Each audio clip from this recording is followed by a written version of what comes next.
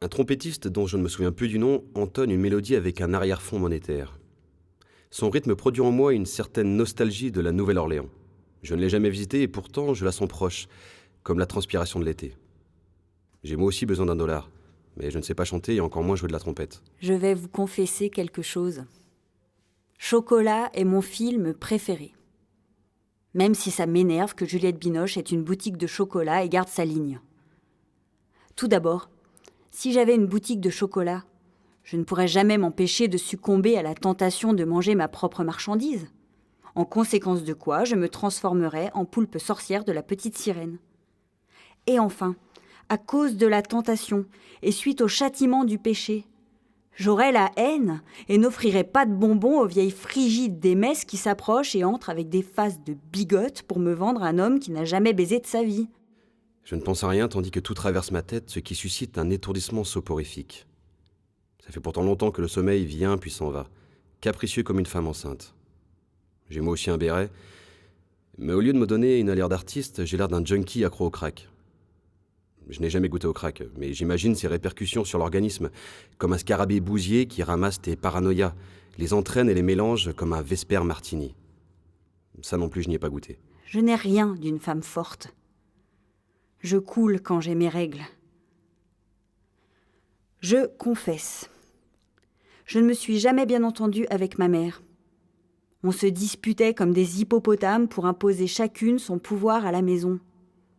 Pourtant, je dois admettre que maintenant ça me fait mal de ne pas l'avoir auprès de moi. J'ai découvert que le mur ne te renvoie pas tes poignards verbaux et son silence est plus tranchant qu'un couteau à pain du téléachat. Je confesse. Putain, ce que je suis peu intéressant. Explosé. Même si je n'ai jamais eu le courage de frapper quelqu'un ou quelque chose. Même pas une porte d'ascenseur comme lorsque celle-ci se ferme sous mon nez. Je suis terriblement dégoûtée par les cafards. Et je ne peux pas m'empêcher d'avoir une tête d'abruti quand je croise un bébé dans la rue.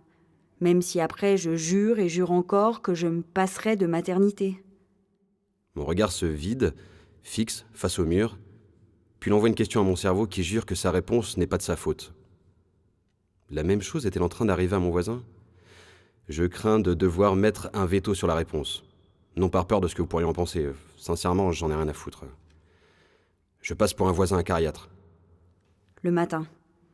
Je ne me lève pas comme les filles des pubs pour céréales qui, avec un sourire, montent leurs jeans ridiculement étroits et bougent leur petit cul vers une cuisine propre et lumineuse comme si Whoopi Goldberg chantait à leur oreille « Venez, mes sœurs, secouez-vous !»